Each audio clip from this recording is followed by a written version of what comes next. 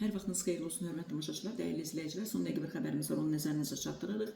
Zərərli işdə işləyənlər, ağır şəraitdə, yeraltı işlərdə çalışanlar əlavə məzuniyyətlə təmin ediləcəklər. Bundan bağlı News 365 saytı Əmək və Əhalinin Sosial Müdafiəsi Nazirliyinə istinadən məlumat yayıb.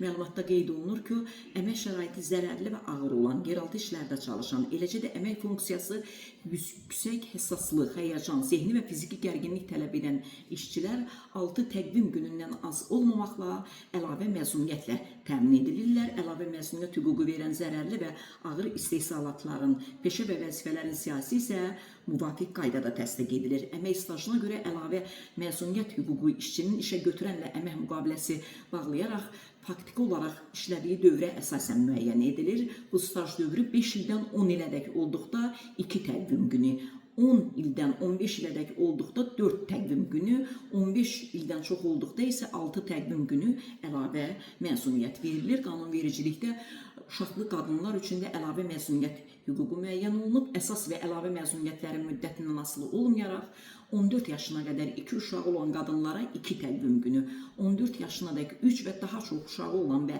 ya əlilliyi olan uşağı olan qadınlara isə 5 təqvim günü əlavə məzuniyyət verilir. Uşaqları tək başına böyüdən atalar, həmçinin uşaqları övladlığa götürmüş şəxslər də bu hüquqdan istifadə edə bilərlər.